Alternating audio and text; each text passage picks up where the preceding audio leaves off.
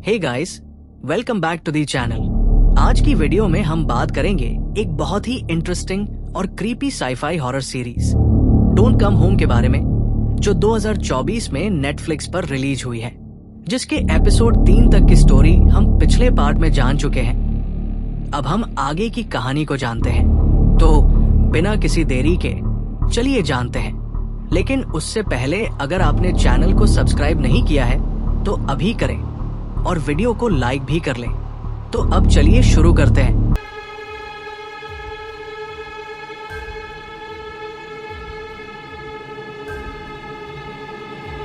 Episode 4 में अब कहानी और भी दिलचस्प हो जाती है, जब हम 1991 में शिफ्ट करते हैं। यहाँ हम पनीडा की कहानी देखते हैं, जो वरी की माँ थी।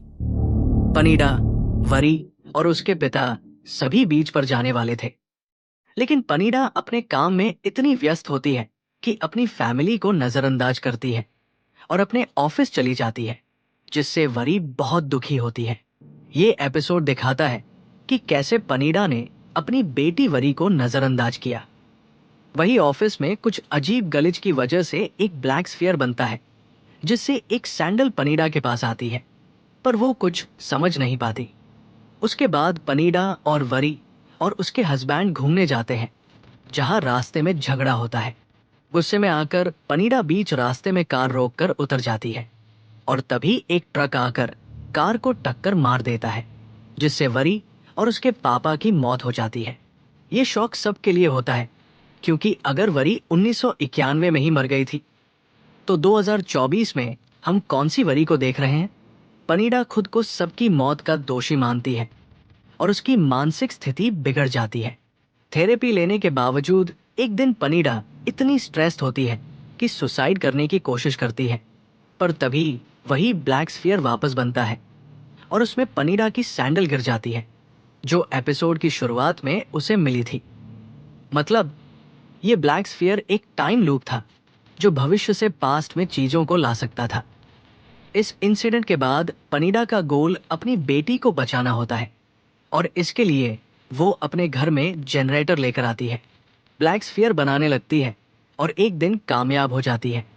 वो मिन को 1992 में लेकर आती है। ये machine time travel glitches create करती है। इसी वजह से वरी को फ्यूचर में मिन का भूत देखने को मिलता था, जो मैंने आपको पहले नहीं बताया। ये टाइम ट्रैवल कहानी को और कॉम्प्लेक्स बना देता है।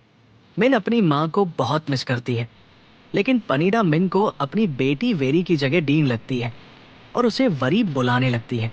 लेकिन पनीडा फिर से उस मशीन का इस्तेमाल करती है, जिससे अब वरी भी पास्ट में आ जाती है और यहीं पर ये एपिसोड समाप्त हो जाता है।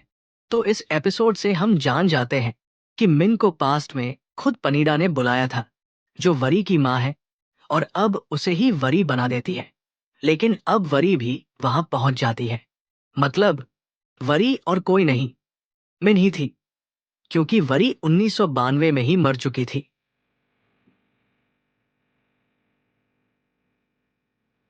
इस एपिसोड में हम देखते हैं कि इंस्पेक्टर फाह वरी के घर आती है और घर की तलाशी लेती है, लेकिन अब वरी भी गायब हो चुकी थी। वहीं 1992 की टाइमलाइन पर पनीडा ने वरी को अपनी लाइफ में एक्सेप्ट नहीं किया और वो उससे डरती है और उसे उसी बेसमेंट में बंद करके रखती है। वहीं हम देखते हैं कि फाह को सूटकेस मिलता है, जिसमें बहुत सारे पैसे थे। वही पनीडा को वरी सारी बात बताती है, कैसे वो अपनी बेटी को ढूंढ रही है, जहां रिवील होता है कि मिन पनीडा की पोती थी। लेकिन अब पनीडा मिन को खोना नहीं चाहती थी, इसलिए वो लैब को ताला लगा देती है। यहाँ फाह के ऑफिस में युद्धाचाई पैसों का बैग ले लेता है और उसे उसकी बेटी से कोई लेना देना नहीं था, लेकिन सिर्फ दिखावे के लिए वो फाह को डांटता है, जहां वो बताता है कि मिन उसकी बेटी नहीं है। फाह पुराने फाइल्स में से एक फाइल निकालती है, जो एक औरत के बारे में थी, जो उस घर में मरी थी। उसके सबूत में एक गन और एक कागज का टुकड़ा था, लेकिन अजीब ये था कि ये गन 2024 में रजिस्टर थी, तो वो 1992 में कैसे पहुंची? ऐसी बात का पता फाह लगाती है। वही वरी को चाचा का यंगर वर्जन कार में कहीं ले जा रहा था। तभी वरी किसी तरह गाड़ी का एक्सीडेंट करवा कर वहां से भागती है और फिर से घर के पास पहुंचती है, जहां मिन उसे देख लेती है लेकिन पहचानती नहीं, और एपिसोड 5 यहीं पर खत्म हो जाता है। मुझे पता है कि आप काफी कंफ्यूज होंगे, लेकिन आखिरी एपिसोड तक सब क्लियर हो जाएगा। तो अब बढ़ते हैं आखिरी एपिसोड की तरफ। इस एपिसोड में एक जबरदस्त रिवील होता है। परी को चाचा पकड़ लेते हैं और फिर से बेसमेंट में बंद कर देते हैं, जहां से वरी को पता चलता है कि वो समय में पीछे आ गई है। वो किसी तरह चाचा को जख्मी करके ऊपर भागती है और उसे पनीडा पकड़ लेती है। वेरी अपनी माँ यानी पनीडा को बताती है कि वो वास्तव में उसकी बेटी है, जो टाइम ट्रैवल करके 1992 में आ गई है। लेकिन पनीडा को ये सच समझना बहुत मुश्किल होता है। जब वरी पनीडा को ये समझाने की कोशिश करती है तो पनीडा उसे धक्का दे देती है और वरी की मौत हो जाती है। भविष्य में फाह को सब कुछ पता चल जाता है और वो महसूस करती है कि वेरी और मिन एक ही व्यक्ति है। इससे केस का समाधान हो जाता है। आखिरकार वरी और मिन के डीएनए टेस्ट रिजल्ट्स के बाद सबको ये समझ आता है कि वेरी और मिन एक ही इंसान है।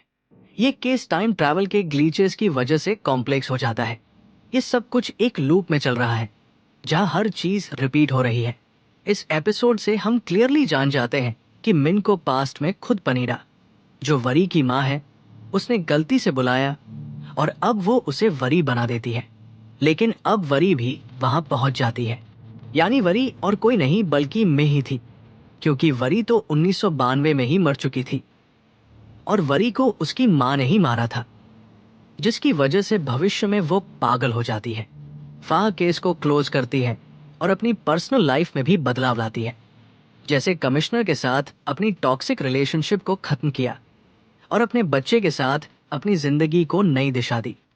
ये series don't come home, time travel, mystery और हॉरर का परफेक्ट ब्लेंड है। इसका स्टोरी लाइन बहुत ही ट्विस्टेड और सस्पेंसफुल है और ये अपने व्यूअर्स को अंत तक एंगेज रखता है। आपको क्या लगा इस सीरीज के बारे में?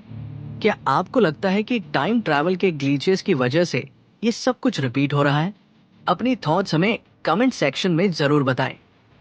अगर आपको ये वीडियो पसंद आई हो तो प्लीज लाइक, शेयर और सब्सक्राइब करना मत भूलिए। मिलते हैं अगले वीडियो में। तब तक के लिए टेक केयर और स्टे स्पूकी।